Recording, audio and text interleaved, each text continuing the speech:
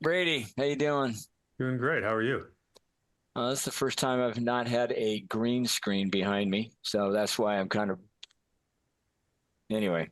Yeah, just don't move around as much. People won't be able to tell the difference. Just gotta hold still and you'll be Then I fine. can't talk. All right, gonna do the best we can. What can I say? I take it Doug will be here. He said he would be, but he's not here yet, so we'll keep going. And I will begin. Alan Myers here. I am. This is another episode of For the Republic. Joining me right now, the War Hamster, Brady. How you doing? Good. Oh, wait a minute. Oh, geez, I did it again. Now I got it. Just You got to record. yeah. Now I Well, have to send a request. well, we can just. Well, we'll just keep going. Anyway, uh, that's interesting. If I get too close, I fade in and out too. All right. Well, we'll deal with it. Well, a lot of it. Do you have light? Do you have light behind you? I mean, in front of you. I do. So the more light you have in front of you, the worse the non-green screen is going to be. Oh, I could turn it off. Well, you don't want to be able to see your face still. I think we'll be Nah, fine. no, I think not we'll be fine. really. Look, No. people aren't here for our looks, anyways. See, that's helpful to know. Appreciate that.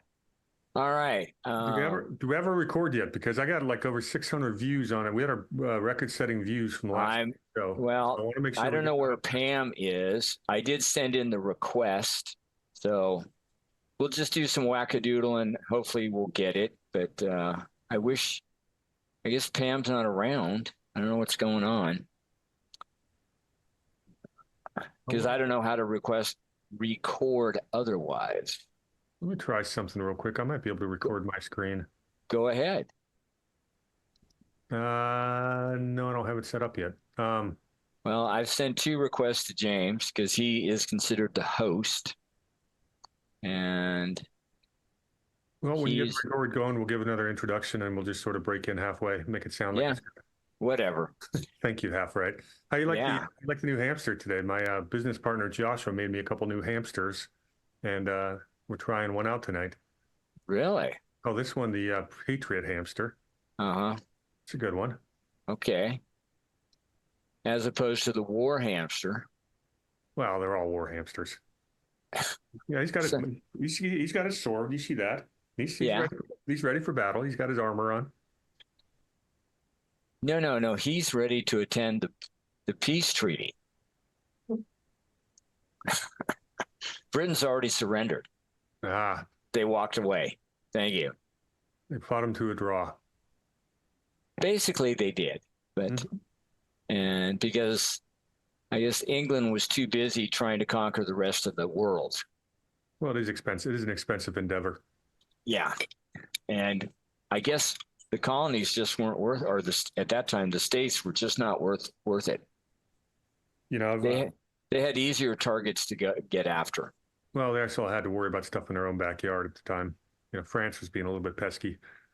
Um, What, Napoleon? Yeah, not there yet. I know.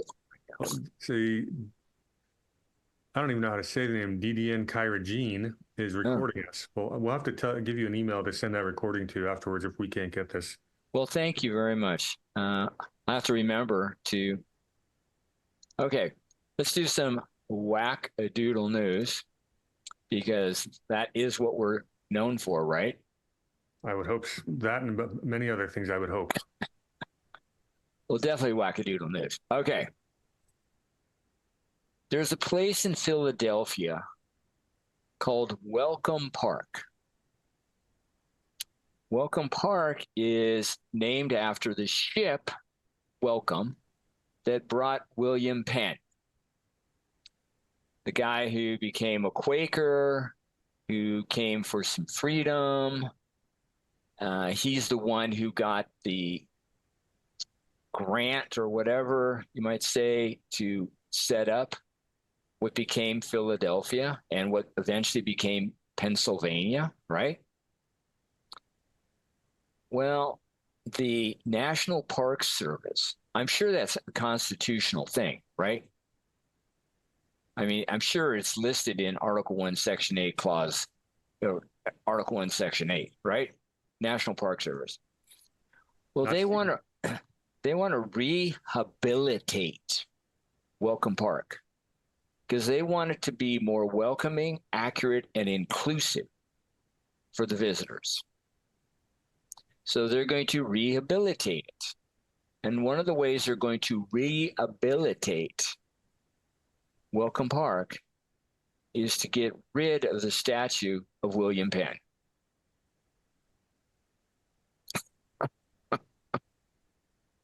Let me guess. He's too white. Well, let's see. He was a Quaker. He was a colonial leader. No, there you have it right there. He's a colonist. Uh, We must decolonize at all times, Alan. the Keep in mind that this park is in East Philadelphia near the Delaware River. This park was located on the site of his home called Slate Roof House. And it was actually completed in 1982. This is what the Park Service says. You ready? The proposed rehabilitation, I mean, it sounds like the park's on drugs, of Welcome Park includes expanded interpretation of the Native American history of Philadelphia and was developed in consultation with representatives of certain indigenous nations. I don't know how to pronounce all the names. This new park will maintain certain aspects of the original design, which is the street grid, the rivers, east wall, da da da da. But the Penn statue and slate roof house model will be removed and not reinstalled. Why? There's a bunch of people in chat happen to know the park. Okay. Yeah, what are they saying? The last one is, this is so sad. It's down by the river. But all the sites or historic spots are down there. We're in Vaughan. They're saying, don't do it. That's where the love statue is. Someone named McBurger says getting rid of statues is part of reparations. Yeah, they're trying to erase our history. He who controls the past controls the future. He who controls the present controls the past. They're taking advantage of the power, trying to rewrite history. It's Orwellian, like you wouldn't believe.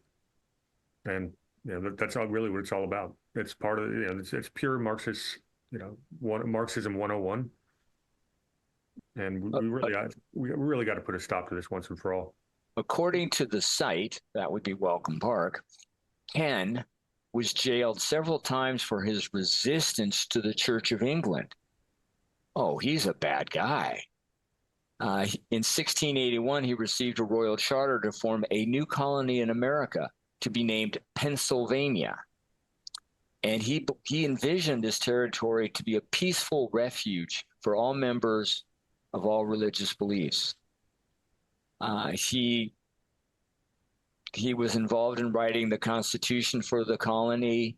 He helped distribute lands. He established apparently positive, peaceful relations with the local Indians, including paying for land.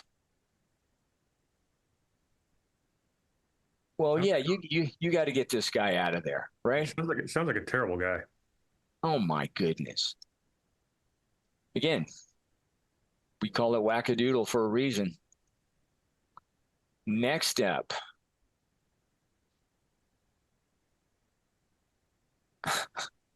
I'm not going to do a whole lot on this. I just want to basically talk about the title. Biden, the guy in the White House, he denounces the poison of white supremacy in a South Carolina black church. The poison of white supremacy. This is the first time I've seen that word attached with those two, which to me is a way of saying that, and who gets tagged with being a white supremacist? Anybody like you and me who lacks a lot of melanin in our skin. Because if you're white, you're a white supremacist. This is the narrative coming out of the White House. This is terrible. Absolutely terrible. Your thought? Oh, goodness, where to start with this one? This administration is run by some ideologues. It's not Biden who runs the White House or writes these speeches. So don't think it's Joe Biden saying anything. But yeah, the funny thing about it is this guy used to hang around with, what is it, Senator Byrd, who was a member of the KKK. And then he's talked about how he started the civil rights movement. No, he didn't. Well, wait a minute. He started the civil rights movement, and Al Gore invented the internet, right? The second one was more likely to happen than the first. and meaning that neither one did. But right. Yeah, I mean, but there's a couple of, they put those videos together, just all the different quotes of Biden, all the racist things he said over his 40 years in government. Mm-hmm. For him to even pretend to be remotely this, he's the epitome of the racist, he was a racist. He was, 60s KKK. I mean, these guys fought against the civil rights movement, not the other way around. And they fought against arming the blacks back then. They're doing the same things today. Yeah. All right. I don't know where to go on this one, but I just don't like it. There's a thing called the U.S. Fish and Wildlife Service. I think that's listed somewhere in the Constitution. Okay. And they want to do something over the next 30 years. In the Northwest, Pacific Northwest, it's the home range for the spotted owl. Well, there's another owl that's been coming in, barred owl. And the barred owl is kind of a threat to the spotted owl because it's a larger, more apex predator than the barred owl. So this is what the Fish and Wildlife Service wants to do over the next 30 years. They want to kill 470,000 owls by killing them with a shotgun. That's their solution. And this thing is open for comment through January 16th, 2024. And what they would do is they would attract the barred owls by to flock to what they call a broadcasting call. So they're figuring out how to make the sound. They'll all come together, and then the National Park Service people will lay in wait and kill them with shotguns. I've got a much more efficient way of doing this, Alan. They should just build a bunch of windmills where the owls are, and in no time you won't have any owls left. Yeah, but that would take out the barred and it take out the barred owl and the spotted owl. So some owls are good and other owls are not. Well, apparently the spotted owl, this is their local range, and the barred have come in, or barred, I don't know how you say it, B-A-R-R-E-D. And I mean, this is just, instead of spending all this time and all this effort taking out wildlife, why not improve the area so there's more food? Well, I want you to remember this story when I jump into the stuff I'm going to talk about later today, because they do touch on the same subject, same theme. Okay. I'm from the government and I'm here to help. I absolutely believe that statement. The problem is the statement is incomplete. You're here to help whom? Well, myself, of course. Oh, now it makes complete sense. Okay, I'm better off with that. We've touched on this before, but this came out. This is actually some days ago. There's a claim. So I want you to listen to this. There's a claim that the Republican presidential candidate, Nikki Haley, is ineligible to be president because her parents were not U.S. citizens at the time of her birth. Associated Press's assessment of that claim is false. It says Haley is a natural-born U.S. citizen, eligible to serve as president, because she was born in 1972 in Bamberg, South Carolina.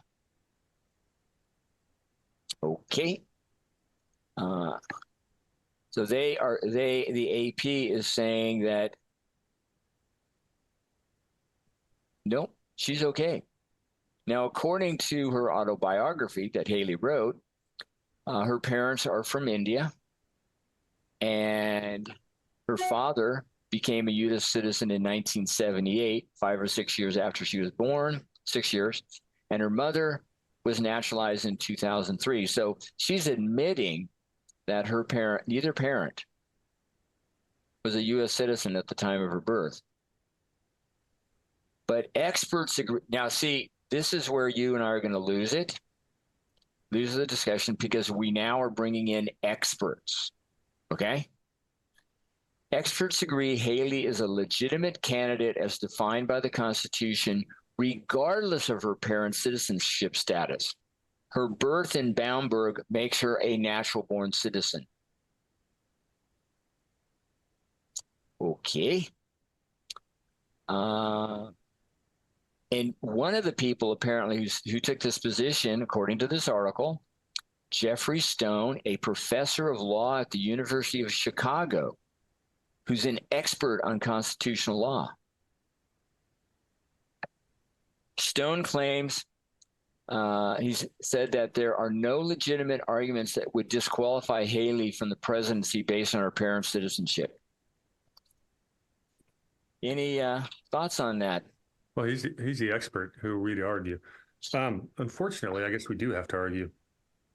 You know, it's funny. I was talking to you earlier this week, and I'll share this with the show. I was on a debate somewhere on social media about natural-born citizenship, and somebody brought up the what was it called? The Natural-Born Citizen Act of 2004, which basically states a U.S. citizen is any person born in the United States and subject to the jurisdiction thereof, and any person born outside the states who derives citizenship at birth from a U.S. citizen parent or parents pursuant to an act of Congress, or anyone who's adopted by 18 years of age, blah, blah, blah. Now, Alan found a different version of that bill.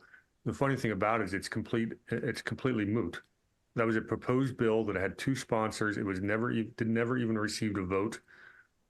It does not exist, but people are acting like it's actually the law, and it's being quoted in a lot of mainstream media sources.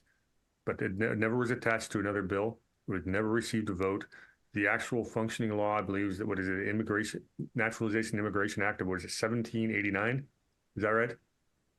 Well, let's stay on Senate Bill 2128, and it never passed. But what's odd about it is that had it passed, what would have happened? They would have had let's say, a clear definition of the word, or I mean the phrase natural-born citizen. That doesn't mean it means what it meant when they wrote it, which would mean that you now have a law amending the Constitution. Well, you can't do that. You had to amend the Constitution, and which would be, to me, include defining words with, because they're not going to spend the time to figure out what it meant then, because you'd have to actually go look at the writings of that time period, which you and I have. You can't pass a law to amend the Constitution. Be unconstitutional. And the people that wrote the Constitution knew exactly what that phrase meant. Absolutely. Yeah, it's not like they haven't done it a few dozen times in the last 240 years. But that being said, you're correct. I have a rather humorous meme on the topic that came out. I'm just going to share a screen real quick. Go right ahead. Hang on, I got to find it again. Doesn't look like Dougie's coming. I'm going to send him a text. You did, or I should? I did send him a text. Oh. Well, I'll send him one too. Where are you? All right, here's my meme. Me. First part says less Indians, and it's got a picture of Nikki Haley, Vivek Ramaswamy, who Trump drove the bus over, and of course Kamala Harris. Missed opportunity not to list Elizabeth Warren here. The punchline: less Indians, more chief. All right, I thought that was worth sharing. It's a pretty good one. Very good. Very good. All right. Getting back to so the upshot is this is what's out there playing. And the term is very clear if you start with where we know it, at least it was before the Constitution was written, which is the Law of Nations by Émeric de Vital, published in French in 1758 and in English in 1760. And as Doug has talked about, we know there was 3 copies of that book at the convention. We also know that these people, and I recently wrote an article about it, people at the convention, people at the ratifying conventions, they discussed de Vital. They knew about him. So they knew what that phrase meant. If you're, and to me, it's very specific, and that is because Vital would say, the children follow their fathers. Women had very little or no rights at all back in that time, political or social. So to me, a clear understanding of what Vital was going after in 1758 is that your father had to be a citizen of the United States at the time of your birth to be a natural-born citizen. And if that's not the case, then you're not a natural-born citizen. That doesn't mean you're a bad person. That just means you're not a natural-born person as needed to be eligible for the office of president. Your thoughts, Brady? Well, Vital, as you said many times, is one of their peers. They knew what he was thinking. They basically was very common thought. If we want to stick with original intent, it's pretty crystal clear what that meant. You and I have both read Vital, and he goes a lot further than our founding documents actually said. And he was basing he was talking about basing birthright on the male parent, not both parents and everything like that. But if this ever does get adjudicated, it's pretty crystal clear what was intended. And to be honest with you, given what's going on today, eligibility for the president of natural-born citizenship to me is almost a secondary consideration, because at the same time they're going to have to rule on the anchor babies, and I think that's really something this country really has to get figured out once and for all. So I'm hoping certain lawsuits go to a certain degree and we get to answer both of those questions. But it's important. Very important. For me, I would like to start with this because it is absolutely constitutional. It's simple. It's basic. It's in the Constitution. That part of the Constitution has never been amended, which means what those words meant then is what they mean today. Let's get out of this thing. It's silly. Well, do you want to tout the great article you're about to put out on this subject in the Flame, or is it the Blaze? The Flame. Flame. Yeah, Alan sent me a draft of a letter or an article he's writing. He sums up the subject really well. If you don't have it, we're going to have to make sure we put the link in the chat next week. Well, it will be published in February. Okay. Well, when it is published, we'll make sure everyone does that. It's actually, I think it's actually one of the better summaries of this case I think I've heard. So nicely done. Thank you. And if we run out of stuff to talk about, I can read it. Okay.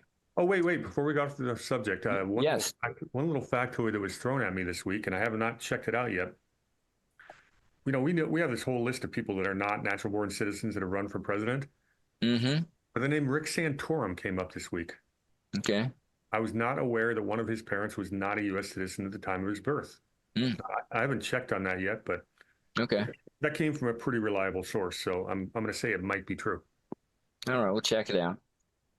Now, have you heard of this thing called climate change? Yeah, I call it weather, but go ahead. Okay. That's what I call it. I also call it seasons, but here we go. This is the latest. Pretty the latest. A vast, now submerged landmass off Australia's coast could once have been home to 500,000 people, so says a new study. How many people? 500,000. Okay. Now, this article uses the term the last ice age. That is incorrect. It should be the last glacial period. We're currently in an interglacial period. And in this ice age, which is the fifth of 5 known ice ages, and this ice age is known as Quaternary, there have been up to 30 glacial interglacial cycles. Glacial cycle is when the glaciers are advancing or holding steady. Interglacial is when they're retreating. Now, help me out on this. Let's say 20,000 years ago, Brady. How many SUVs were out there? Probably just mine. Okay. And how many coal-fired power plants? None. Okay. But in this ice age has been listed to be about 2.6 million years old. You've had 30 glacial, interglacial cycles. And most of that time, you didn't have really any humans on the planet.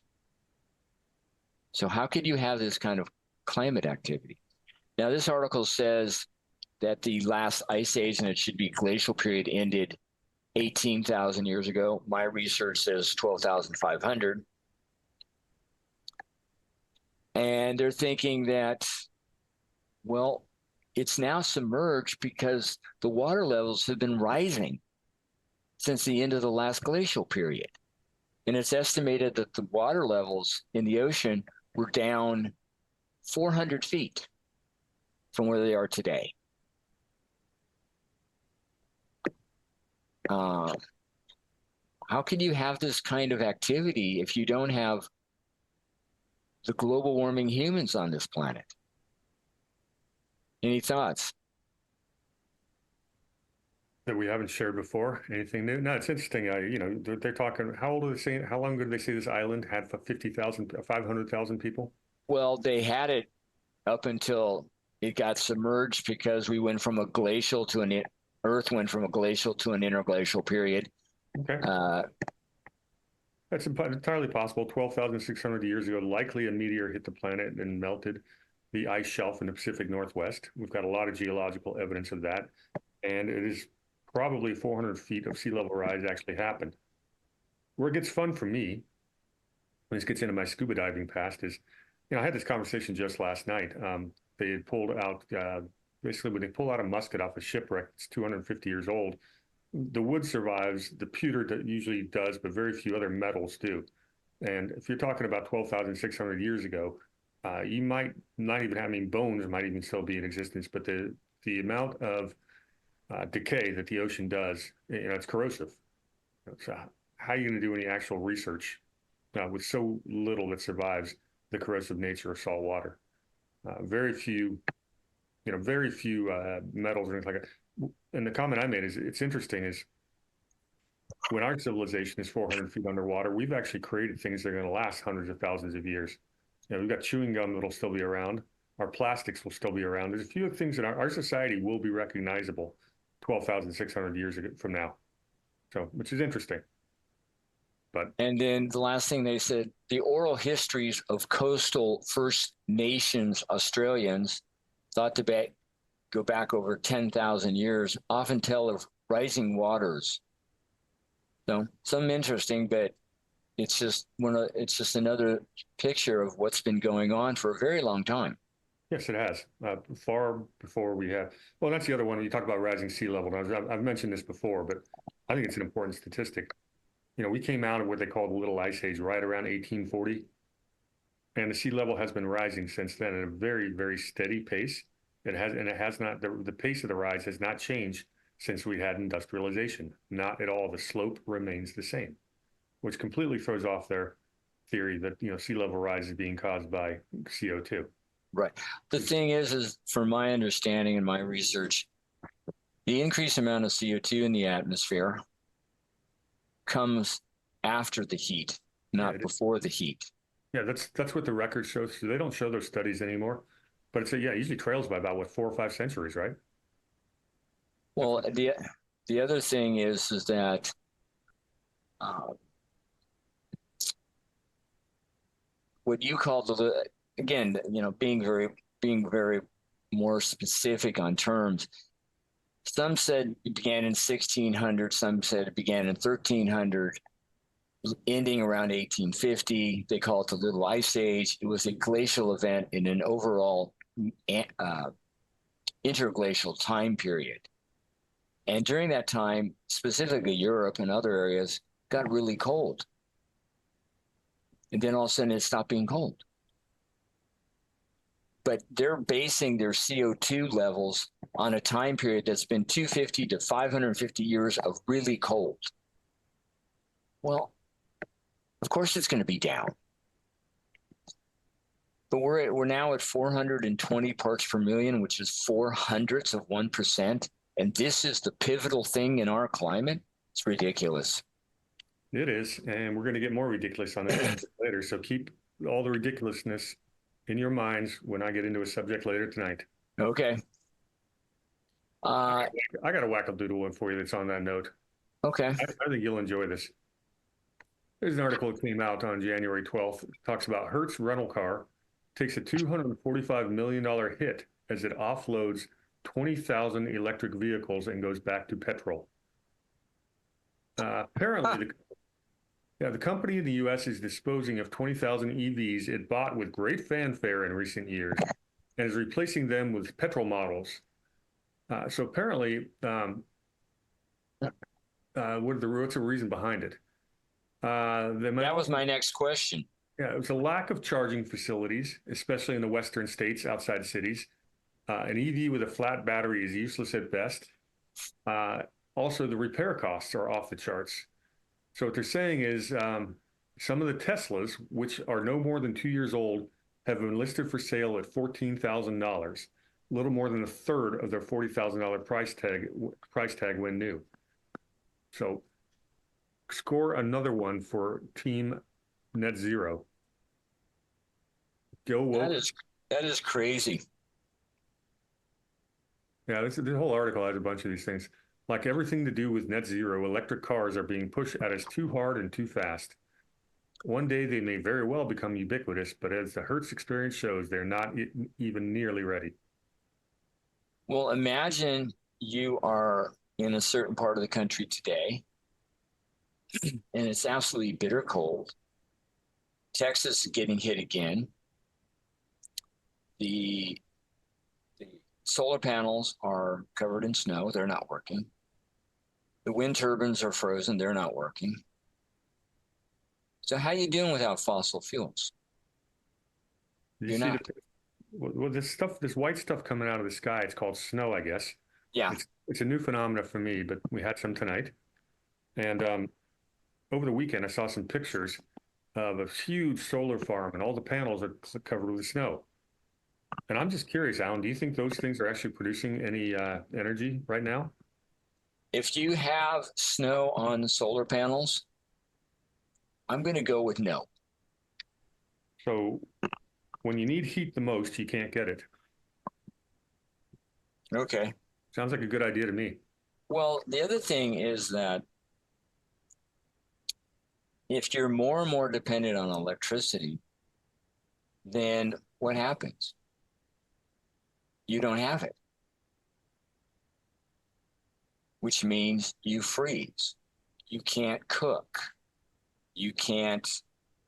Oh, how are you going to charge your car so you can go to someplace warm? Ain't going to happen. All right, my last one, and then we'll get into something interesting, hopefully. And that is, and you're still here, you're just giving us the. I am here. Okay. This is recent, and I know you're going to find this surprising, Brady, but it is out of Sacramento. And apparently, California is dealing with a $68 billion budget shortfall. So what do? Well, you get in touch with the Assembly's Revenue and Taxation Committee. And there's a Democrat out of Ventura who's proposed a bill, a wealth tax. And they want to study actually replacing Proposition 13. Have you heard about this? Oh, I have. Okay. Well, way back when this was introduced, Newsom announced his opposition to the bill, which would put a 1% tax on worldwide net worth more than $50 million and an additional 0.5% on net worth above $1 million. And things aren't looking too good. But somehow this bill would empower the legislature to define wealth and tax, and it would be a lawmaker who would determine it. They tell you what wealth is, and they tell you how they're going to tax it. Any opening thoughts? Yeah, a couple of them. First of all, in chat, RWB said exactly what I was thinking. He says, but they just had a surplus. Yeah, in 2022, Newsom announced that they had a surplus. And now they had managed to get a $70 billion deficit. It's a problem when a state runs a deficit like that, because last I checked, they cannot print more money. And they can, well, we can talk about the constitutionality of states borrowing in the first place, but to make this, I'd probably take over the entire show. What I find interesting about the wealth tax is even if you move out of the state, like a certain hamster like myself, they still want to go after you because you used to be a resident of California. Right. You can check out, but you can never leave the Hotel California. Hey, they were ahead of their time. They knew. Another bill, AB 362, would require a study of replacing current property tax assessment under Prop 13. This is a way of course, increasing your property taxes. So for those who aren't from California who may not know about Prop 13, this was a really great progressive bill. Came out in the late 80s, early 90s? I'll go with late 80s. Yeah, basically, if you live in California and owned a house and don't move, your property tax has a fixed amount it can go up. And every year. Every year, annually. It can only go up a little bit. So if you bought your house 30, 35 years ago, you're paying very little in property taxes, which is great for people like my parents who bought in like 1987. When let's say my parents passed the house down to my sister and I, at some point in the future, we inherit a new tax basis, and we have much higher property taxes. What this basically has turned into over the last 3 decades is generational theft. It is much. You have older people staying in their houses longer, simply because they've got this great tax base built in, and if they move, they have to inherit the higher tax base, even if they do an exchange. It's kept older people in houses that they can barely afford to keep up longer, and it's kept younger people from being able to afford homes. Now, of course, this fits great into the whole Great Reset, because the whole idea is to push us into 5-minute cities, and everyone gets stacked on top of each other in apartments. But that's exactly what California's got the most ridiculous real estate market in the world.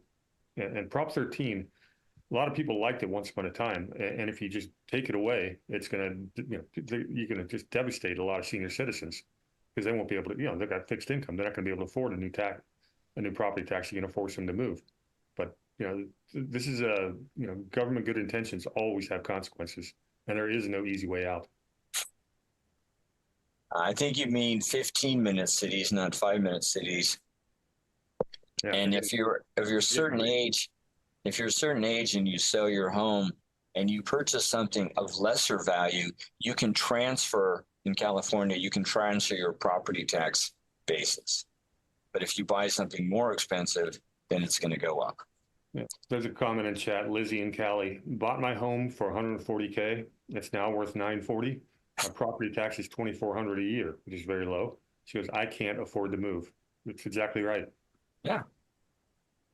So, that's it really goes down to my libertarian roots is any single time the government gets involved in any aspect of the economy or any kind of market, you're going to have unintended consequences down the road, even if it was a good program to start with. Yeah, it never fails. Just would be much better off having free and fair markets, have the government stay the hell out of it. Real estate has been artificially propped up by various government programs for 7 or 8 decades now.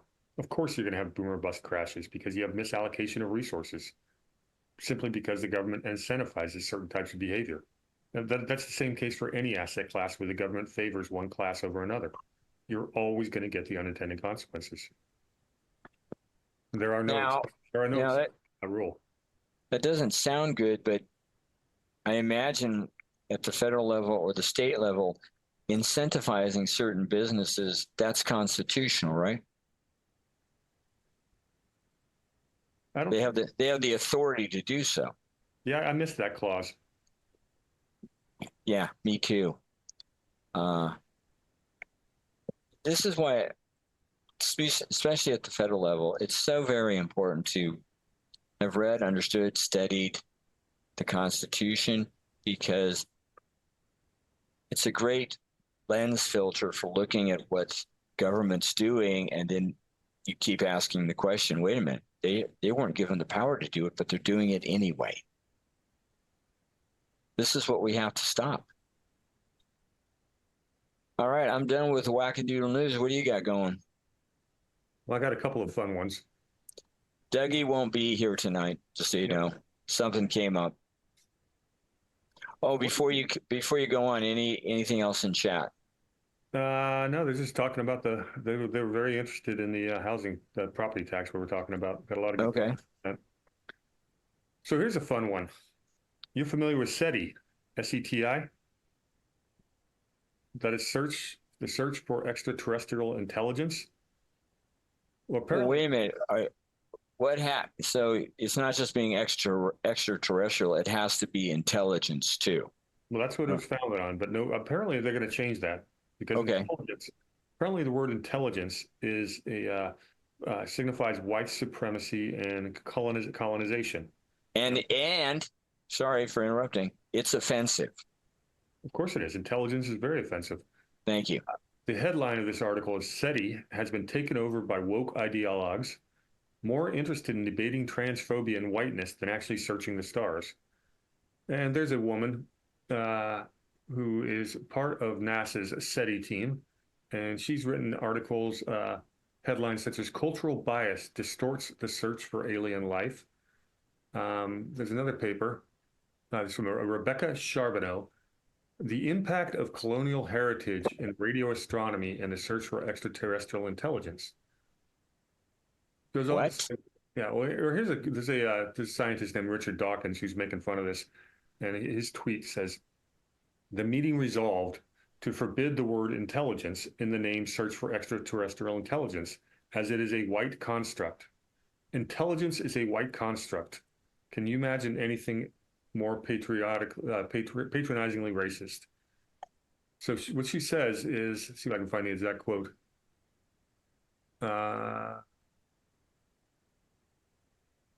Rebecca was deeply worried.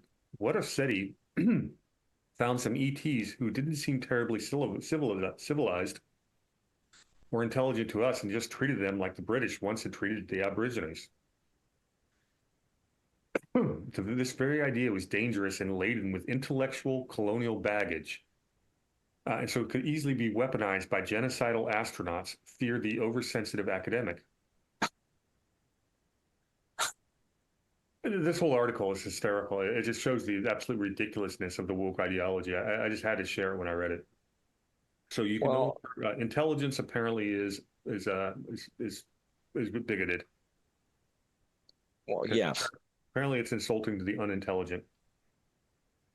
So if you are quote unquote an extraterrestrial and you've come across the stars through the galaxy, through solar systems, and you get here, you obviously, the possibility is you're not going to be very intelligent and you will be colonized.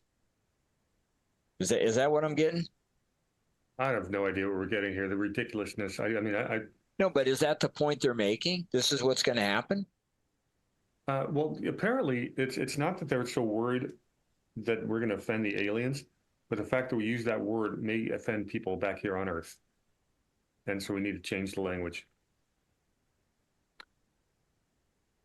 Charbonneau, the very word intelligence is allegedly banned by SETI, as it is a white construct. Really?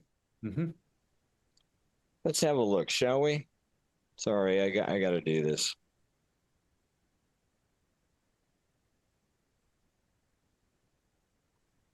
So intelligence is the problem. Apparently, Okay, if what replaces intelligence? feelings. Okay, here is it's a noun, by the way. The ability to acquire and apply knowledge and skills.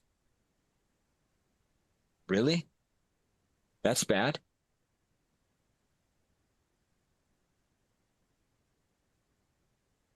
What do you I'm reading the quote chat, and there's some pretty good comments in there. go ahead? What are they? Oh, there's been a growing recognition of the need for greater diversity and inclusion within the SETI field. Uh-huh. SETI researchers are actively exploring the potential societal and cultural impacts of encountering extraterrestrial intelligence.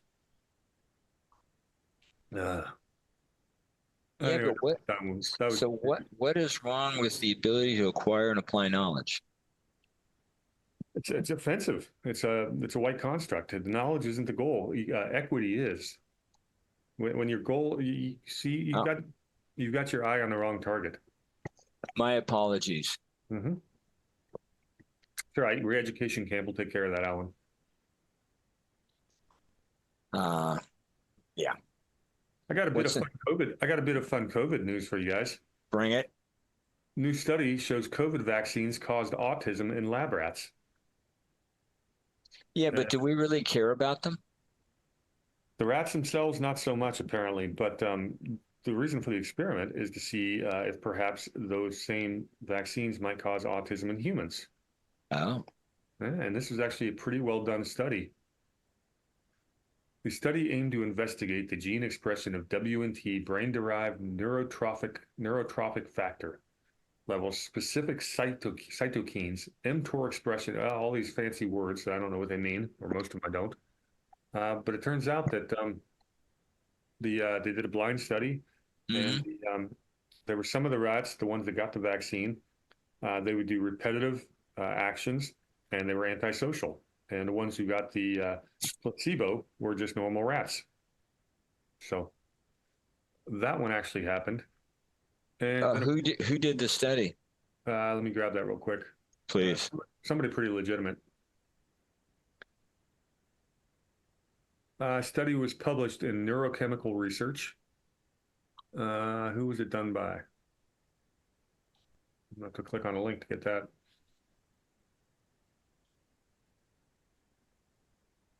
A bunch of guys with last names I can't pronounce. You have an Erdogan. It looks like looks kind of Turkish. We have an Okay. Erdogan, a Gorbuz, a Bozkurt, and an Urbas.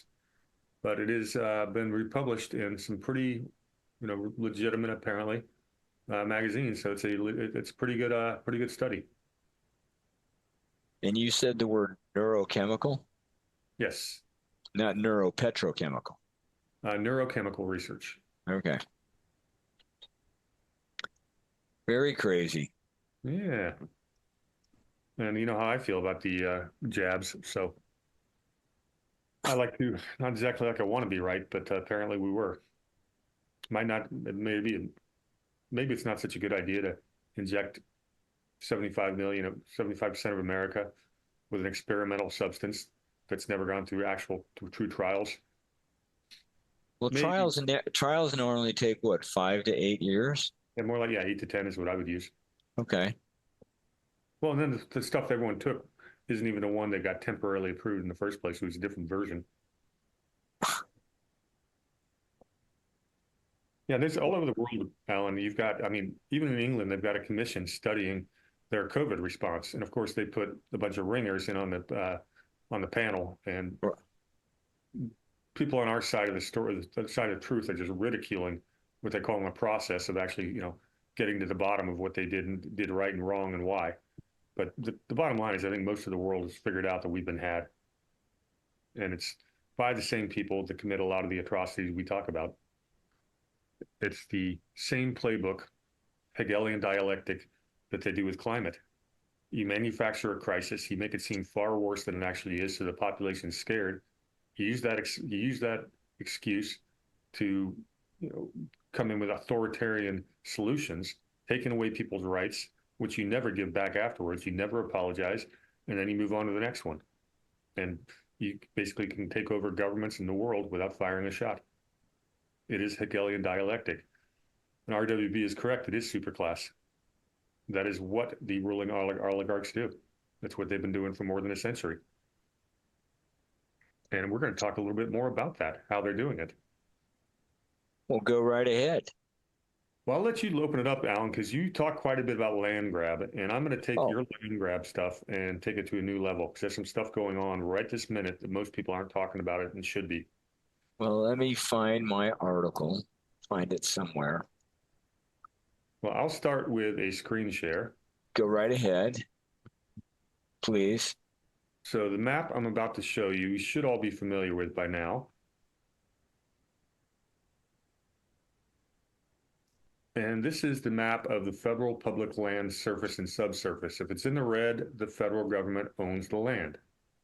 Now, if you look about the western part of the country, the federal government owns quite a bit, well over 50%. Alan, is that constitutional? What authority does the federal government have to own all that land? Well, you know that if you're going to ask me that question, we're going to have to go to Article 1, Section 8, Clause 17. And I'm going to say, before I do that, look at Florida. See that red spot down there? Down here at the tip. Yeah. That's the Everglades.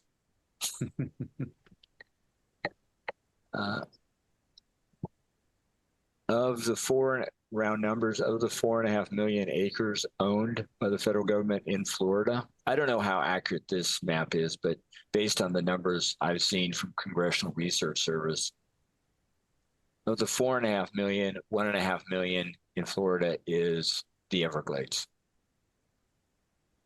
And I'm going to say no. Nevada is estimated to be a little over 80%. So, is it constitutional? I'm going to say no, it's not. I'm inclined to agree. That's good. So I've got another map for you. Okay. And this one's been around for a little bit. Oops, hang on. It'll take me a second to get to it. That's a cute hamster behind you. You like that one? It's a brand new one. It's very cute. For whatever reason, my computer is messing with me right now. Okay. I'll get there, but I gotta fiddle around. Go ahead and start with your article, and I'll get to the other. Well, in my article, and these are going to get, if they're not already, they're going to get posted on FedEd, feded.us, so you can all go out there and read them. Anyway, the upshot is Article 1, Section 8, Clause 17 is very specific. It's not that long. And the first part of the clause talks about the 10 miles square that was going to be given to DC. After that, for the federal government to exercise like authority over all places purchased by the consent of the legislature of the state in which the same shall be, which means if you want to buy land in a state, the state legislature has to give you the thumbs up and federal government has to purchase it. And this is how it's written. This is what it has to be for.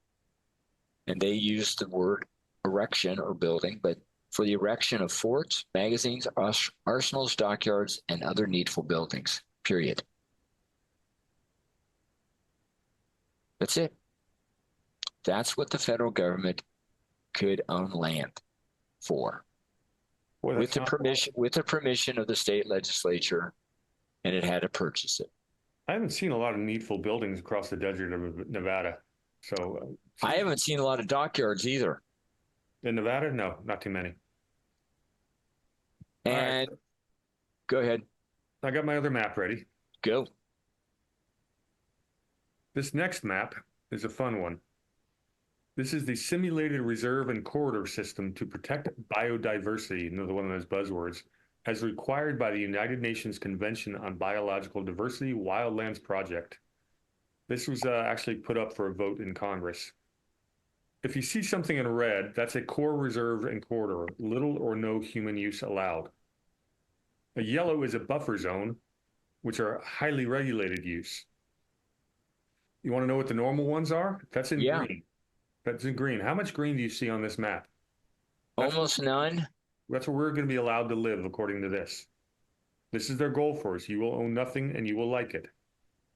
This is put out something like 20 years ago, and it's still making the rounds today. I think this is 2004. Where's the military? There's hardly any military. The military reservations are in the black. So you'd see some here. Looks like Texas, New Mexico, some in Nevada. Looks like here's a couple in California, but almost no military at all. Oh, and my favorite is this orange color here at the bottom of the southern border. Yeah. It's called Border 21 La Paz Sidebar Agreement of NAFTA. It's a 200-mile wide international zone of cooperation. What does that mean? I don't know, but I think it's sort of like a tax-free zone in an airport. Duty-free, something used for trade, but it's at our border. And I don't know, we need to get some details on what the international zone of cooperation actually means. And of course, they did keep some Indian reservations. Not many. Yeah, so that's what they have planned for us because they love us so much, and but they're looking out for our best interests. No, can you go back to can you go back to that? Yeah. Hang on a second. Please. I do have that technology. You're so techie. Okay. Look at how much red. Look at all the, I guess you're looking at roadways or corridors connecting it all.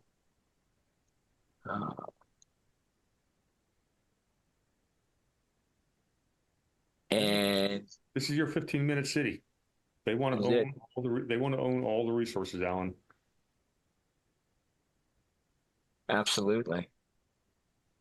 And who are they? That's just multinational corporations and the NGOs that they finance and the governments that they own. And these are multinational corporations that have more power than nation states, as we talked about last week. So it begs the question, what is sustainable development? That is their buzzword. They never have to. What does it mean? Well, they never have to actually define it because it sounds good. It's whatever they say it means. And they'll come up with 20 different definitions. I got to play this for you now. Go ahead. Well, I'm going to give you the leeway into it first. Good. So you talk about federal land grab all the time. Mm-hmm. Well, there's a bigger federal land grab going on right now than anybody knows about. And it is called 30 by 30. So I'm going to actually do a screen share on this one too. All right. In January, hang on, let me get the right one.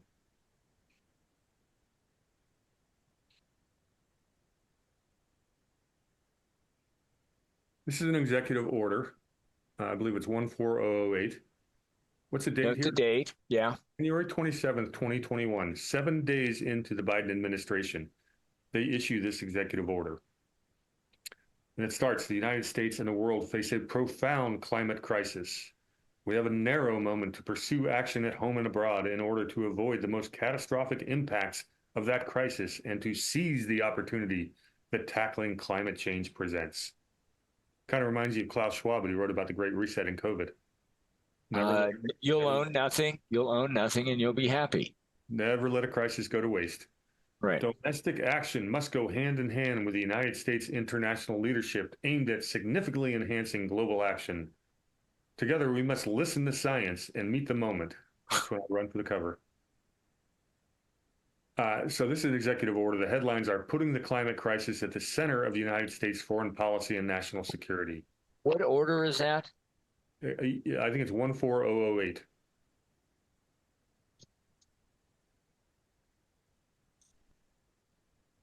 It's all about climate change. But what they're really doing is implementing what's called the 30 by 30. What is the 30 by 30? Now, this is taken from a website called American Stewards. I'm putting the link in the chat because y'all really want to check these people out. American Stewards are great. It's a two-page flyer on it. It says the 30 by 30 program is an international agenda that our president is inflicting on us with an executive order, which is not legal in the first place. Can we stop right there for a moment? Yep. Just again, you know, I'm slow, so I have to ask these simple questions. What is the authoritative range of an executive order? Pretty much the executive branch. Okay. Let's say I'm the president of the United States. Please. And I issue an executive order. And the general thought is that not only does the executive branch follow, the legislative, the judicial, in fact, the country follows my executive order. Am I the president or am I a king?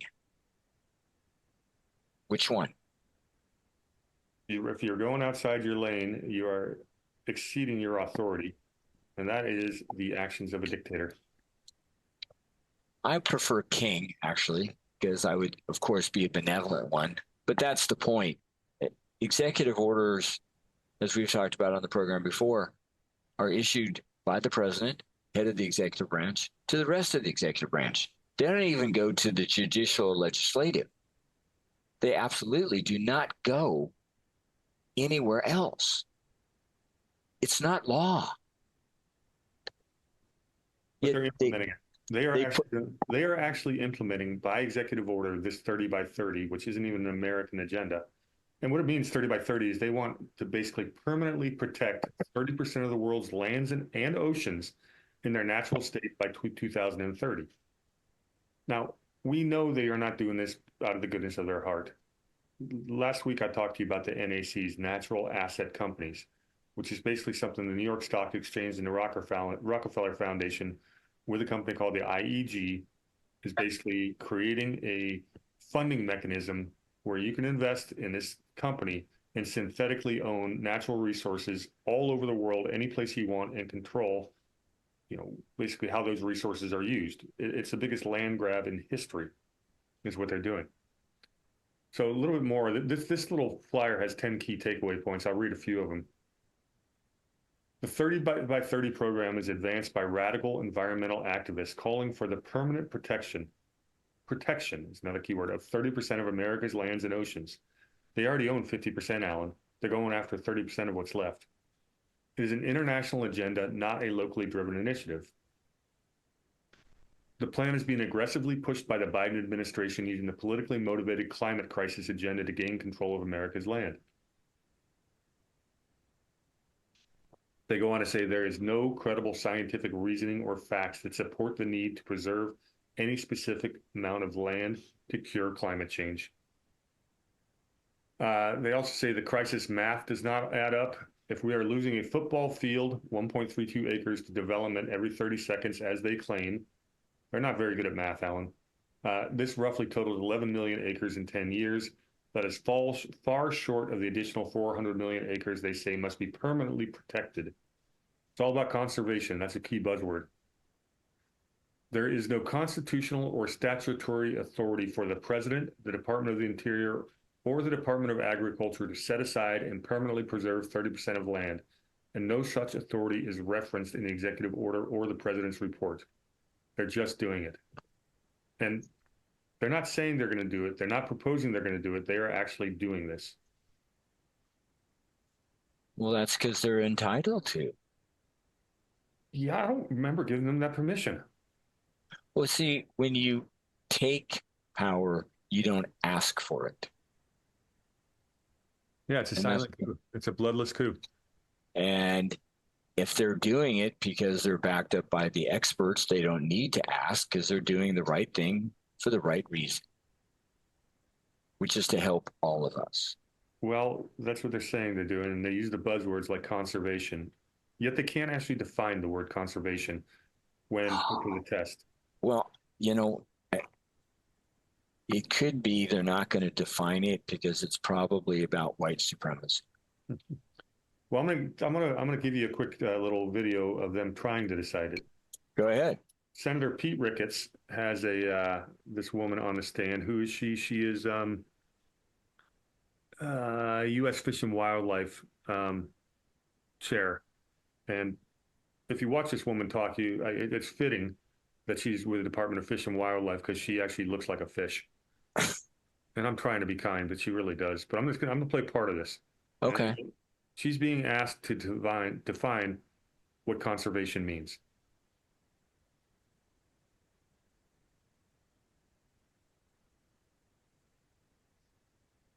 Oops. Coming up. Here we go. Many, including But our. don't you have to work have a and- definition of conservation to be able to say 30% of the United States is conserved? Don't you have to have a definition of that before you can even reach that goal? Senator, as I said, I think there are many ways to talk about conservation. But if there's It many comes in ways to so have many talk forms. about conservation, then how can you know if you actually reach that goal? Because if there's many ways to talk about it, you can have a definition, I can have a definition, but that may mean that we're not at 30% in my view and isn't 30% in your view.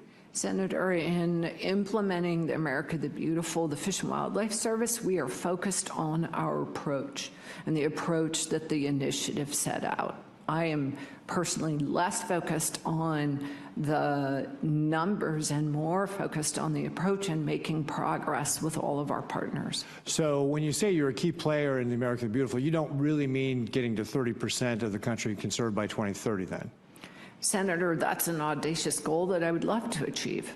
So, but if you would love to achieve it, how can you achieve it if you won't define conservation, what conservation means? How can you achieve 30% if you can't even define what conservation means? Senator, we can achieve it by working with others in all of the ways that the America the Beautiful initiative sets out, which includes, as I've said, a number of ways to achieve conservation. What might be conservation in your state might look different than what conservation efforts would be in Senator Whitehouse's states, coastal versus prairie. But then you can never get to 30%.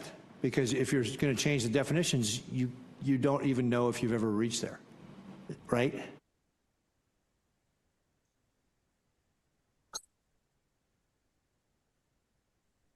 Brady, you're muted. There Did you hear that okay, or was it? I heard it fine. I heard it Okay, it fine. was quiet on my end.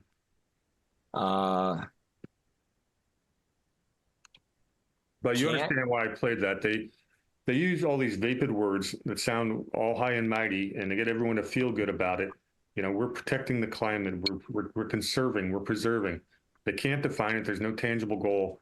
At the end of the day, what they're trying to do, they're using things like the NACs and these 30 by 30 land grabs to steal all of our resources out from under us, push us into 15-minute cities, implement the Great Reset without a shot being fired. It is happening right now. And by the way, 30 by 30, that's just a short-term goal. The real goal they talk about is 50 by 50-50. They want 50% of the world's land mass to be quote unquote preserved so they can exploit it, decide how to do it, what to do with it. Oh, and by the way, the New York Stock Exchange that's listing these natural asset companies, well, their penalty, if you actually decide to mine this land that you seized from the indigenous all over the world, if you decide to actually mine it, they just delist you. You basically go private and keep your profits. That's it. That's the only penalty. Well, that's the goal. Well, it always has been. Oh, wow. I've just been delisted. That means I get to keep all my records private. Well, there you go. No more public disclosure. So this is how they're stealing the world. This is how the Great Reset is actually being implemented, and it's not a plan. It is already in play. There is some pushback against this. Finally, well, let's talk about some more of the words salads they use. There's something called the America the Beautiful initiative, put out by the Department of the Interior. The America the Beautiful initiative reflects an inherently pragmatic approach that puts people at the center and outlines an inclusive and collaborative vision where locally led efforts to conserve, steward, and restore lands and waters will help us reach our shared goals. That's from Department of the Interior Secretary Deb Haaland. That word salad means diddly squat. It is all about feeling good. It's all about selling it to their minions. You get these kids brainwashed into thinking they're doing, laying down and blocking traffic. I'm saving the planet. No, you're handing over power to the most tyrannical people in history. Say those things again, one at a time. I want to make a comment. The America the Beautiful initiative reflects an inherently pragmatic approach that puts people at the center and outlines an inclusive and collaborative vision where locally led efforts to conserve. Stop. What does conserve mean? She couldn't answer. Well, then how can you have a collaborative effort if you don't know what it is? Shut up, bigot. Thank you. Keep going. Steward. Steward meaning run, control. Rule over, oversee. Oh, and restore lands and waters.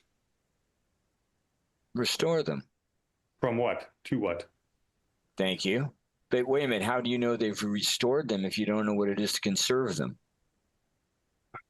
Don't be such a bigot, Alan. Why do you hate polar bears? There's only one real condition that I would actually hate polar bears. If they were trying to eat me or somebody I care about. That's pretty fair conditions. And of course, the chances of me actually encountering one, no. Well, Alan, believe it or not, the chances of you encountering a polar bear have gone up in the last 2 decades because the polar bear population, despite what Al Gore warned us about, is thriving over the last 20 years. It absolutely is. Yeah. The good thing is it's increasing, surviving, thriving. The even better news, it hasn't left the North Pole. It hasn't left the northern parts of this world. They aren't coming to Disneyland. So I'm good on that. Well, they are up there in Canada, and there's actually one area where they actually about 7 or 8 years ago, they reissued polar bear hunting licenses because the population was getting to be a menace to humanity. You'd see polar bears walking through the middle of towns. Another fun thing about polar bears is there was a huge sensational article about some place out in northeast Canada that showed their polar bear tracking studies showed that in this one province, the polar bear population, I think I read this on the show once, but had dropped by some 40 or 50% in one province. Well, it wasn't even a province, it's one area. Well, that's true, but then they didn't show that the 3 surrounding areas, the polar bear population had gone up by the exact same amount. So it turns out, Alan, the polar bears actually migrate. They don't stay in the same place. You mean they're living in mobile homes? Wow. Yeah. Crazy. Mm-hmm. It's crazy. Yeah, that famous Time magazine color of the polar bear in the swimming, how sad it was. This polar bear was on an iceberg. Well, turns out the polar bears swim. They swim out to icebergs all the time. There's good fishing. That's what they do. They're monster swimmers. Absolutely monster swimmers. And they're built for the really cold water. So if the polar bear is sitting on an ice cube floating around, it's looking for something to eat. It's its way of going to the grocery store. Yeah, there's a great video that I saw a number of years back of a polar bear swimming up there, and it gets eaten by an orca. And the polar bear actually was made to look pretty small. You can find that. That's out there on the internet somewhere. Crazy. Maybe that's nature for you. But there is hope on this one, the 30 with 30. There's a bunch of state, January 10th, this just came out. A bunch of state attorney generals have sent a scathing letter opposing these NACs, the natural asset companies. On January 9th, 2024, attorneys general for 25 states filed public comments to the Securities and Exchange Commission opposing the proposed rule to create the NACs. I'll send a link to the full letter right now, put that in chat. Okay. You got to go there and sign this petition and support it. But they are there is some people fighting back on this. If you could send me the link in email, that'd be great. I'll give you all these links in an email. Okay, great. Let me just read a little bit about this. Attorney General Reyes from Utah basically said, beyond being unlawful, the New York Stock Exchange proposal is bad policy that will harm the economy and endanger our national security. It facilitates another agency's violations of the law. It will enable private entities to lock up public lands in perpetuity. Think about that. Eliminating access to such lands for recreational purposes and essential economic activities. It will enable foreign actors like sovereign wealth funds, some of whom may have goals directly contrary to America's national security interests. Nothing to stop China CCP's investment fund from investing in these. Some of whom, to gain perpetual control over public lands and close off desperately needed natural resource development. And it fails to protect investors by blessing an unproven proprietary reporting framework that will confuse investors and distract attention from the unprofitability of NACs while simultaneously lining the pockets of the IEG and the New York Stock Exchange. The New York Stock Exchange has a mandate, Alan, and one of those two is to protect investors. None of them is to protect the environment. They are outside their lane, and they're getting called out on it. So maybe we can put this genie back in the bottle. You mentioned public lands. Really? Well, they'll go after private lands too, and what they do. No, I know that, but think about it. You're talking about, and this is where federal land grab comes in. You're talking about public lands. There's not supposed to be any. Forts, magazines, arsenals, dockyards, needful buildings. That doesn't sound like that includes what we call now national forest, does it? Does it? Yeah, no, it doesn't. But it gets worse than that. What they do is, let's say they take, call it a 1,000-acre area, and maybe 2/3 of it's owned by the government, but the other is private lands. Now they're going to restrict what you can do on these private lands. You can't farm it, you can't graze on it, you can't mine there, you can't extract the resources. It gets to the point where the private landholders in these areas cannot make a living, and they're going to be forced to sell. Who are they going to sell it to? To the only one who can buy. The government, BlackRocks, these NACs, these sovereign wealth funds, they are buying out the entire globe out from under our feet. And people, if you're not alarmed at this, then I'm not doing a good enough job selling it. Well, and remember, they're going to make a ton of money on it. They're going to charge you for the air you breathe. That's their ultimate goal. Well, that's because they care about their own power and wealth. No, they care about you, and that's why they want to make you happy, because you'll own nothing and you'll be happy. And when that phrase comes out, the way I understand it is, you won't own your home, you won't own a car. If you have a vehicle, it will be leased. You won't even own your own phone, which means if you do the wrong thing, say the wrong thing, hang out with the wrong people, like you and me, your phone's going to get deactivated. Your bank account's going to get deactivated. And of course, they would push central bank digital currency, which means all money is electronic, controllable, and you can be locked out. That's the goal. total control, and trust me, you'll be happy, because we've redefined what happy means, even though that lady can't define conservation. It's kind of like the woman who was running, or who was being, or testifying for the Supreme Court, and this woman could not define the word woman. Remember that one? Oh yeah. Well, she's not a biologist. She shouldn't be expected to. The Well, I'm not a I'm not a blacksmith, but I can define horseshoe. Okay. We're not talking. Say what? That's a pretty good analogy. Hey, there's some pretty good comments in chat before we go on. Bring it. 2020 Liberty says polar bears survived the Holocene climate optimum, 11,000 to 7,000 BC. It was 5 degrees hotter than today. Egypt thrived. So did the polar bears.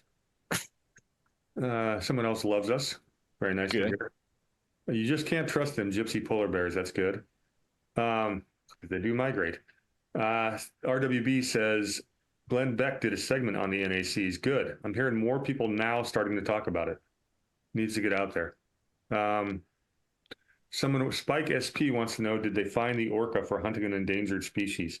No, he had diplomatic. Apparently, he was an illegal alien, so he was immune from all prosecution. He got off. Soros-funded prosecutor let him go. You sure the orca was illegal, as opposed to had diplomatic immunity? Well, he came from Canada, so he was in U.S. territories without crossing the border legally, so they protected him. All right. You know, I would like to see the person who's going to serve the orca. You know, I've been in the water with a lot of dangerous creatures. That's one I have not dove with. You know, I've been in the water with great whites, not on purpose. I've just seen a couple. I've been in a lot of water with hammerheads on purpose, tiger sharks on purpose, Caribbean reef sharks on purpose, bull sharks sort of on purpose. But orca is a little bit different. I don't think I'm going to volunteer for that one. You're probably not even worth biting. Oh, I'm over 200 pounds. That'd be a good appetizer. I'm not a full meal like a polar bear, but I don't know, with those tanks on your back, you might hurt their teeth. I don't wear tanks on my back. I'm a side mount diver. Whatever. Wearing a tank on your back is very, very old school. That's for amateurs. Thank you. Technical divers either use rebreathers or side mount these days, or most of us do. Okay. God, there was something else I wanted to say on this subject. Anything else on the chat? No, that's pretty good. I just kind of went through and lost my train of thought because I was laughing. Some good comments today.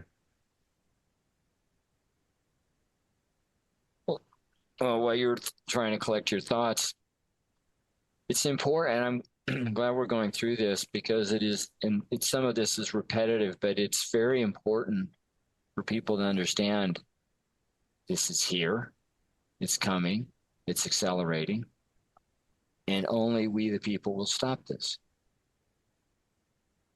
Yeah, that's one of the comments in chat. Is what are they going to say when we decide to say this land is my land? What are these?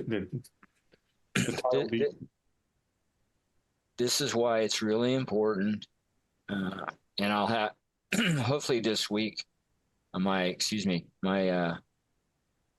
confirm that my federal land grab is at FedEd, because it's something to read, it's something to understand. And when you do, you'll be able to basically take this to your state legislator, your state attorney general, and say, get the land back. Or if you happen to be in a county that has a constitutionally oriented sheriff, start there. Because if something is held illegally, you can just take it back. Does that make sense? Well, it does. And now you triggered what I was going to talk about. As much as I love Thomas Jefferson, I always chastise him when he wrote the phrase life, liberty, and the pursuit of happiness, because he took it from John Locke's original life, liberty, and property. And it is the ownership of property that truly allows us to be free, for centuries and centuries. The only people even allowed to own land were the nobles. And it was during the Renaissance and the Reformation and the rise of this idea of republicanism and freedom and liberty, individual liberty, that the property rights became so important. And the powers that be, the ruling oligarchs, have been trying to take away our property rights ever since. And that's exactly what this is all about. They want us to go back to lords and serfs. That is their goal. It has always been their goal. You talked earlier about how we defeated England in in the Revolutionary War. They never stopped wanting to get their crown jewel back. And I suspect in a lot of ways they've been incrementally, taking more and more power in the United States through the London, New York City, DC unholy marriage. The Council of Foreign Relations, that rules our foreign policy, takes their orders from the British Round Table, and vice versa. This has never changed. They've always believed that the entire world belonged to them. It's a dystopian version of the mercantilism we all know about. But that their philosophers going back several centuries, this ties into the Illuminati and everything like that. This is all related. What these people want, and I hesitate to call them people at this point. But it is individual property rights that give us our freedom, and we can never give those up. And that's why they're trying to starve us out and push us out of our homes and force us into 15-minute cities. And it can never be allowed to happen. And that's why I bring this up week after week after week. Is the Great Reset is real. It's a continuation of a long, multi-century goal to get back to lords and serfs. They do not want a middle class. They sure as hell don't want an upper middle class. And why is it that we have to deal with DEI and stuff like that, where they're trying to punish economically, the descendants of the people who built this country? This idea of freedom. It doesn't matter if you're white, brown, or black. If you believe in freedom and liberty, you're one of us. And that's what they can't stand, because we don't want to bow down to them. And that's why this is so important. And they're entitled to it. Because, excuse me, they are the elite. You must bow down. And this experiment has to come to an end. And yeah, people talk about if there was ever a civil war in America again, and it's not going to happen the way it did in the 1860s. Because then you had North versus South, and today you have cities versus rural versus suburban, or cities. And we, in a heartbeat, people, we're pretty well prepared. We know how to live off the land. We have farms and prepared and everything like that. We cut off the power and water to cities in a heartbeat, and that war that's never going to happen, would end very quickly. But that's why they want to herd us into the cities, because once they can control our water, food, and power, we're 100% at their mercy. So you can never let it happen. Don't give up your land, people. Stay in the country. We absolutely need, the rural people, and that's the only way to keep our freedom. We're the most well-armed civilian population in history, and the Second Amendment's main reason to exist is to fight back. Is basically not fight back, but deter a tyrannical central government. That's what the founding fathers meant when they put that in there. They wanted to make sure the federal government could never take away our arms, our ability to deter them from the type of stuff they're doing. And that's why they'll never stop trying to take our guns. They'll never stop trying to tax us into poverty, and they'll never stop trying to take away our property. This is their goal. That's what the ruling class has always wanted. And so forget about this right versus left, this red versus blue, this black versus white nonsense. Forget about the abortion issue, even though it's important. Forget about all these other issues.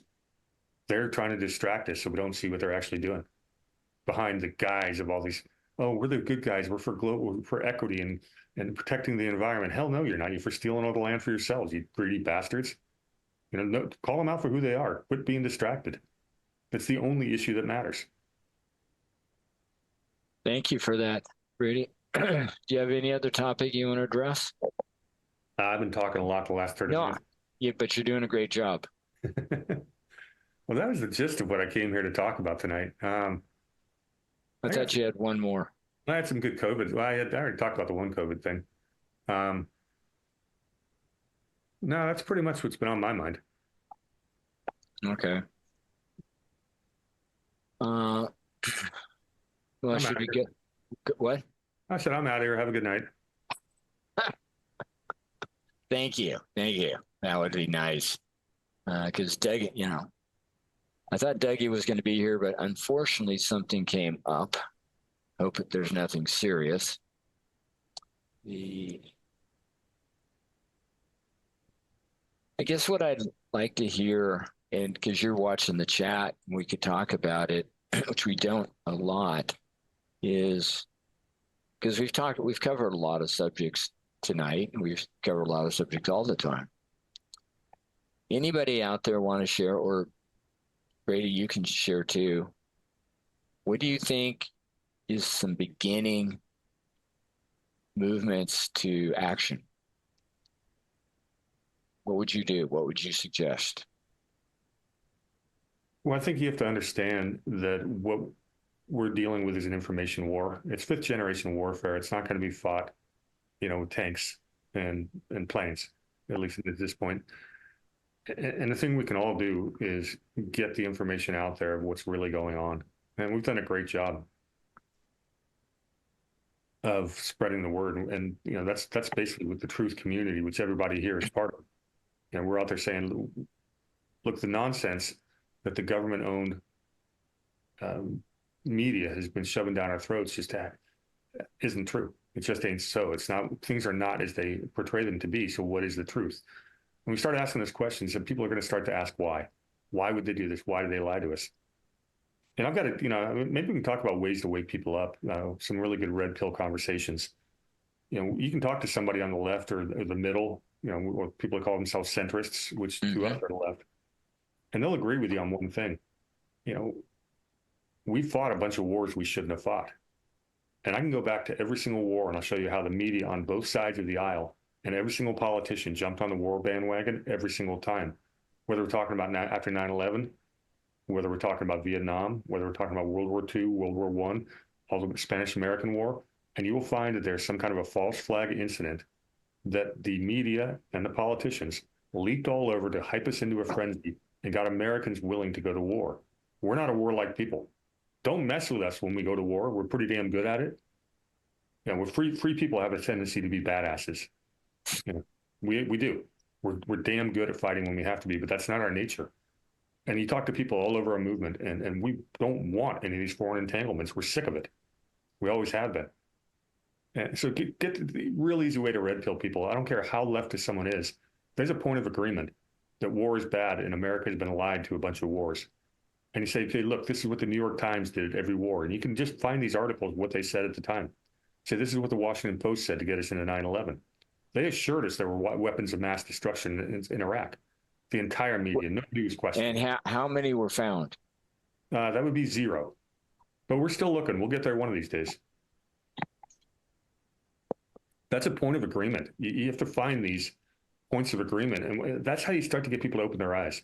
Look, your media has lied to you. People have had to die because of those lies. Why? Who benefited? Ask them, cui bono? Who benefits? So that's, to me, that's the most important action we can take, is to keep waking people up and don't spend your life on the internet and message boards. Talk to people in real life and have conversations. Keep your ears open. They're always going to give you the opening because they're mad about the same things. The problem with the left, everybody, you can talk to a well-educated Antifa thug, and he's going to give you really, seriously, I've had these conversations. He'll give you a very good historical knowledge of how corporations own our government. And they're right. It's the same thing I talk about. They have their history mostly correct. And their solution is more government, which is ridiculous. Because power corrupts absolutely. They think they're anarchists, but that's not what they want. They want to empower the same people that they're calling out. So have the conversation. Find points of agreement. That is a great way to wake up everybody. So that's to me, that's the biggest action step. That's what I spend most of my time doing, because there are points of agreement. I call that finding common ground. Yeah. Because when you stand on common ground, you have a different connection with someone than when you just feel you're on opposite sides of a line. So find the common ground, find the common interest, and see maybe you and someone else are more aligned than you thought you were.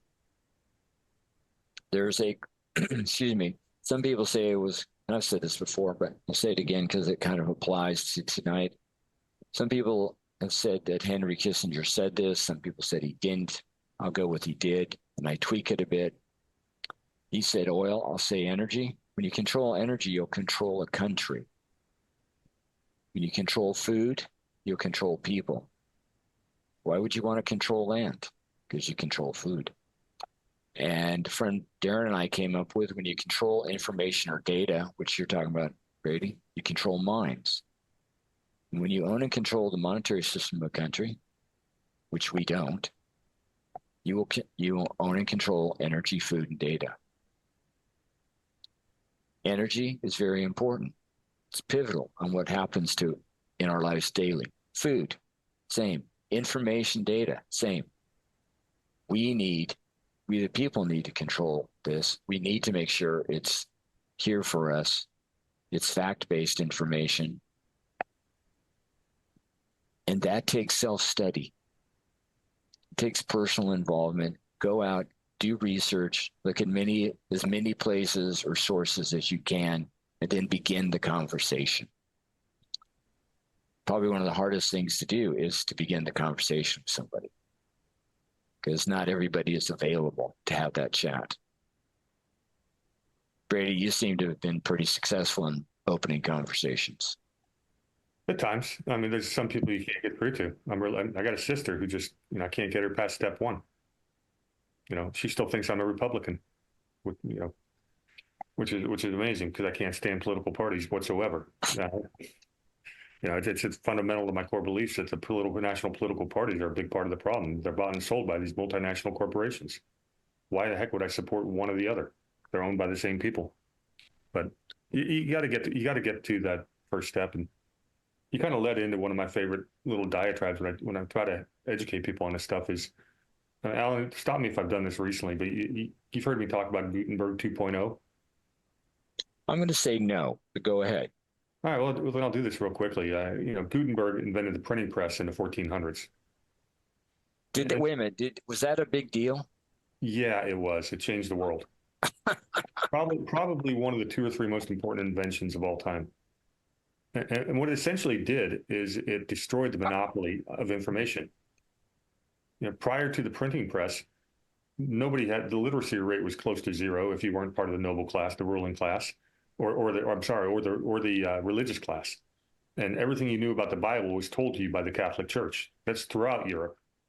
All of Europe is huge. It encompassed most of the world that we know. People were illiterate. And RWB, I'm going to get there. You're reading my mind.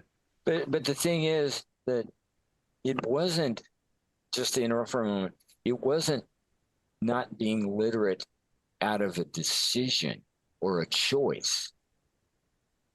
It was... There was nothing to read. Why would you learn to read if there's nothing to read? There was no opportunity. No. And how many schools were there? For the non-elite? No. In fact, I think even the noble class had tutors, private tutors, and those were mostly Catholic priests.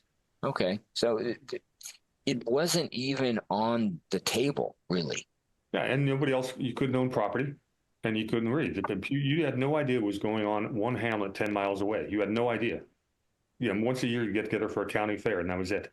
Right. That's a very good way to keep the population down. They can't talk, they can't think, and they don't own anything. They're just trying to do subsistence living while you're getting fat, high in the hog, living in your big ivory towers and castles. Crazy. Well, the printing press destroyed all that because all of a sudden, not only did the Bible get reprinted all over Europe, and people started reading it, the literacy rate goes through the roof very quickly. And people are starting to interpret the Bible for themselves. And that drove us into the Reformation and away from the Catholic Church, which was very oppressive in those days. The Catholic Church has had there's been some good popes over the years, but for the most part, I think it's got a pretty ignoble history. But the other thing it did is newspapers and pamphlets. And all of a sudden you had this free exchange of ideas where thinking people could get together, across miles and miles and miles through these things called books and newspapers. And over a couple centuries, that led us into the Renaissance and some of the greatest minds ever. And the philosophy that came out of there included people like, out of this period, you had the likes of John Locke and who's my favorite Frenchman, Montesquieu. And those are the ideas that led us to the revolution in 1776, as well as the Great Awakening, the religious awakening that happened in the 1730s and 40s, because we were able to read the Bible for ourselves. And these two great ideas created this, the shot heard around the world, created this whole idea of the idea that we could rule ourselves, self-determination, freedom, individual liberty. And the powers that be, the ruling oligarch class, the ruling class had lost control. And it scared the hell out of them so much that these Republican revolutions were going to happen all over the world that they sabotaged the French Revolution. They threw the Jacobins in there and threw holy terror into the situation because they had to let everyone know that these Republican revolutions were, they were a thing to be feared. Well, ever since the printing press let the genie out of the bottle, the powers that be, the ruling oligarchs, have been trying to recapture the monopoly on information. You'd see it in the 1800s as they'd buy up newspapers.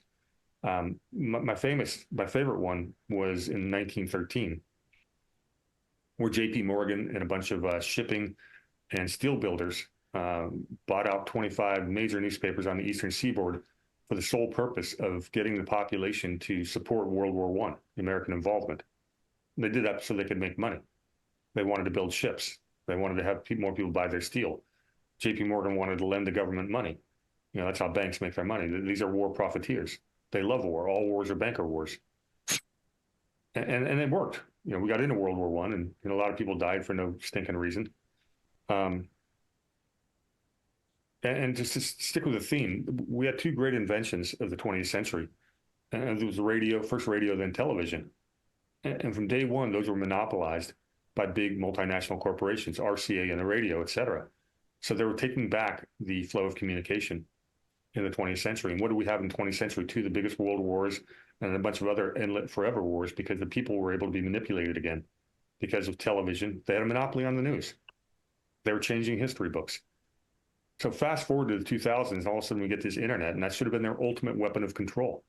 But they lost control. And here we sit here today, and talking on this internet freely about everything our treasonous government does to us, these multi-corporations, and we've got people listening, and there's more of us than there are of them. And despite unprecedented levels of censorship since the 2020 election, the truth still gets out there. More and more people understand our truth than ever before. We are winning the war. We are living through what I call Gutenberg 2.0, and we can never lose that information war. That is paramount. As long as we are talking, exchanging ideas in the marketplace of ideas, as long as we can communicate, they can't put us down, because there's a lot more of us than there are of them. And that's what we're living through. Wonderfully said. Thank you, Brady. One of the French writers that I really appreciate, Frederick Bastiat, he wrote The Law.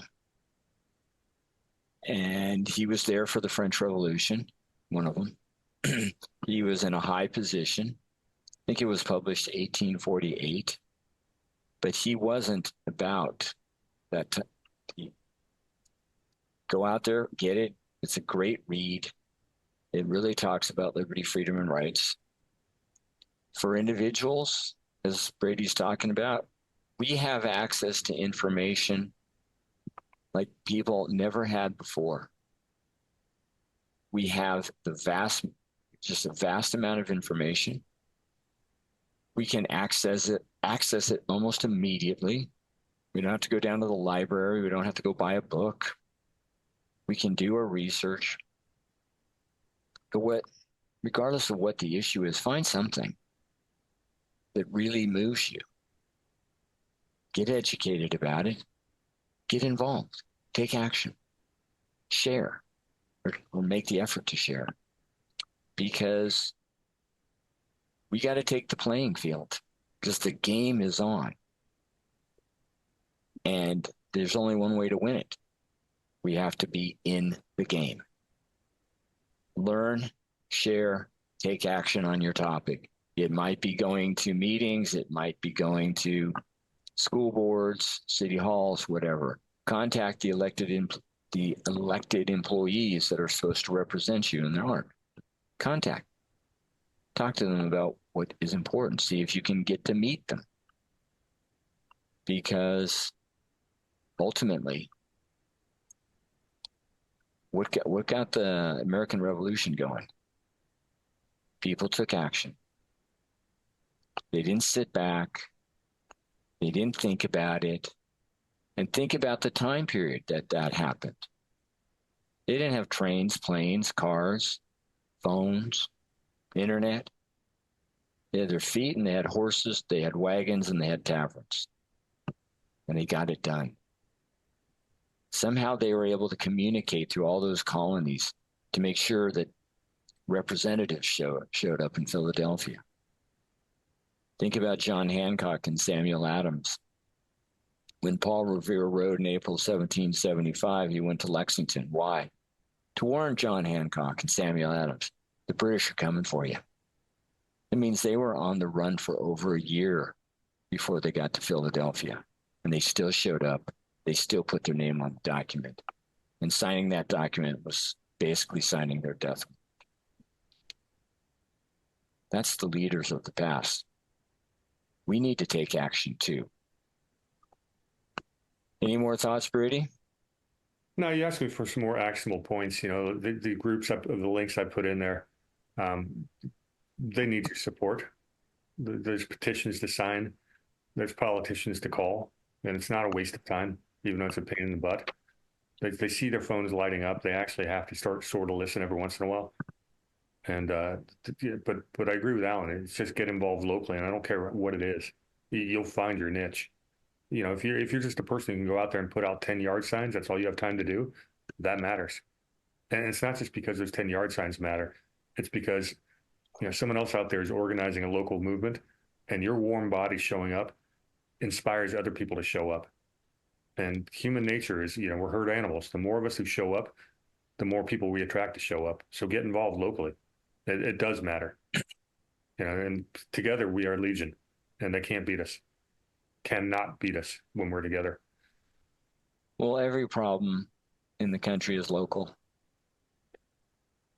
Yeah, and I talk about the global problems, but it can be solved local. I mean, we just say no. Everything begins local. Mm-hmm. Anything more in the chat? Good quote on the law from Bastiat from Point of Liberty. When plunder becomes a way of life for society, men will create laws not only to legalize it but to glorify it, which is 100% true. I've actually put that quote in my Twitter and Truth Social feeds before. I try to do a quote of the day. I haven't been very good the last few weeks, but I try to put up a quote that has something to do with Constitution or freedom or whatever. And I put it up on 4 social media platforms just to see what the reactions are. You know, I do on Gab and Getter. I don't get a whole lot of interaction, but I do get some interplay on Twitter and Truth. So that's one I like quite a bit. That quote is in my pamphlet, Fed Ed. It's a very powerful statement. And you think about the time he wrote it, 1848. You think about what was going on.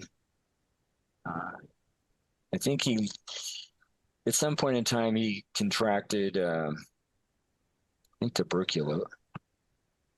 Trying to think what it was. Anyway, he wound up leaving France and he moved to Italy for a warmer climate, but he died in 1849. So RWB says, it's also repulsive and glorious at the same time. What a time to be alive. Everyone here can do their part. Yeah, I would not want to live in any other point in history. I think I was born for this moment. You know, I'm a better version of myself every day. It's because of the people around me.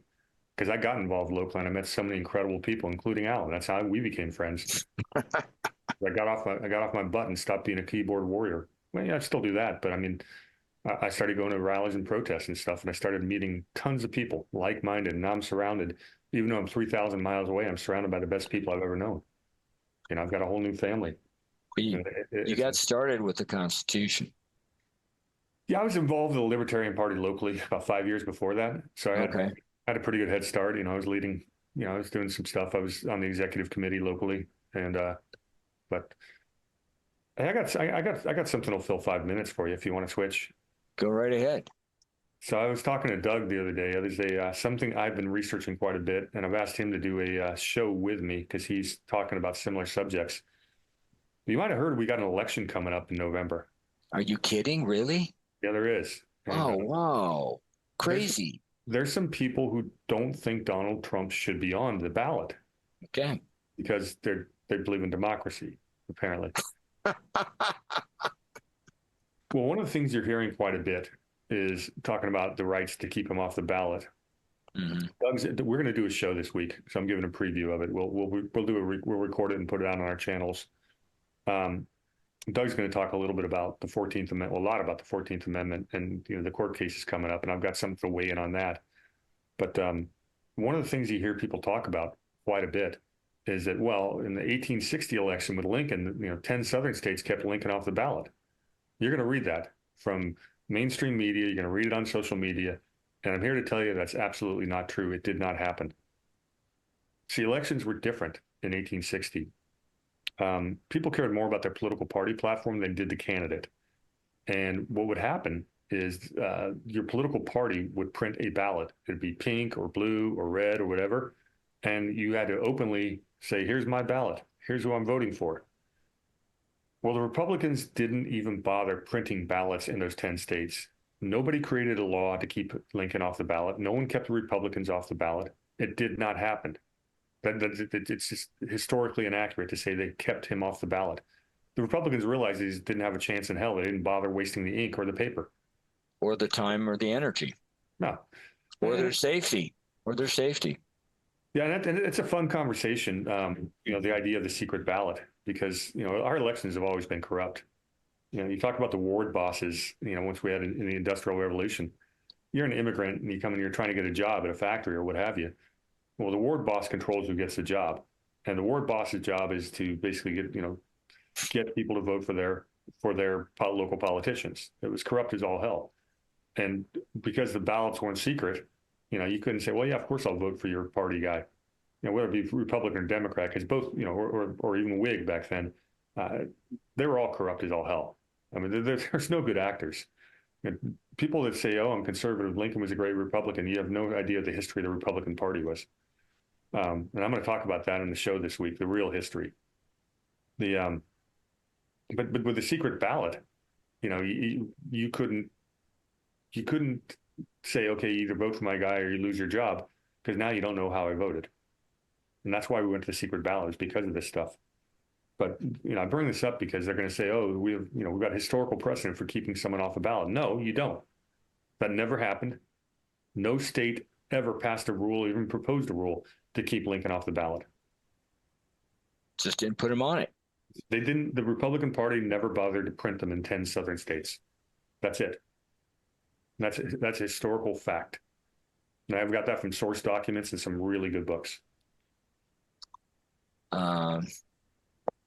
We were on radio yesterday and we were talking about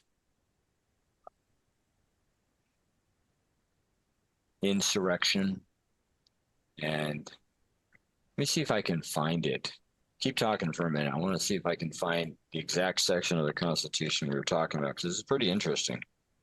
Yeah, I caught part of the show yesterday. I got probably the first 40 minutes, and then I had to go take care of some domestic chores, what have you. Okay. Yeah, that's what's the book I'm reading? It's about the election of 1860. It's a really good one. I ran into a debate on the same topic. Brian McClanahan is one of my favorite historians. He's on Twitter. He responded to me. I go, what source documents do you have about this 1860 election? And he referenced me to a book and a couple of other articles.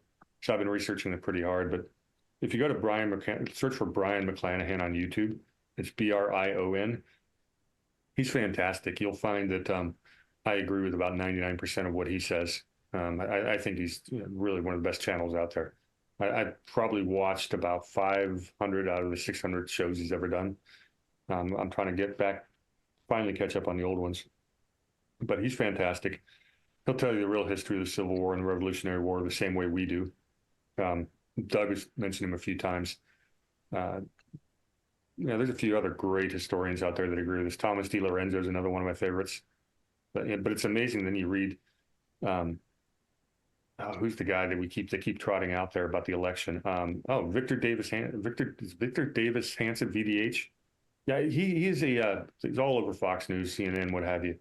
And we all like VDH because he agrees with us sometimes. He's a brilliant historian. If you want to know about Rome or Greece, He's also a brilliant 20th century military historian. The man does not know the first thing about 19th century history at all, and he shouldn't be weighing in on it because every time he opens his mouth, he loses credibility and leads people down the wrong way. So I would, there's periods of history I don't know that much about, so I zip it. And I think it's important that we do that. There's too much history for anyone to be an expert in everything. I'm a generalist with most history. There's a few specific periods I know a bit about, and I've done the research, but I still consider myself an amateur. Unless we're talking about baseball history, in which case I'll go up against anyone, or I would have when I was younger. But you got to watch out for these people, portraying themselves to be experts because they're not, and you can't know all things. And look, I'm not here to call out Victor Davis Hanson. The guy's a brilliant scholar in some areas, but I don't care what he says about the 19th century. He never studied it. So get off the air and don't try to be something you're not. Hopefully that's not too critical. Well, I'm sorry, I can't find it, but the upshot is that if you're the president, you have to be impeached, which means you have to be charged. Then you have to be tried and convicted while you're president. And if that happens, then the thing that happens to you politically is you lose your job. You lose your office. And you can never run again. You can never run again. And then and only then could you face civil or criminal charges. But you have to be charged or impeached, you have to be tried, and you have to be convicted. If not, then you can't be considered guilty.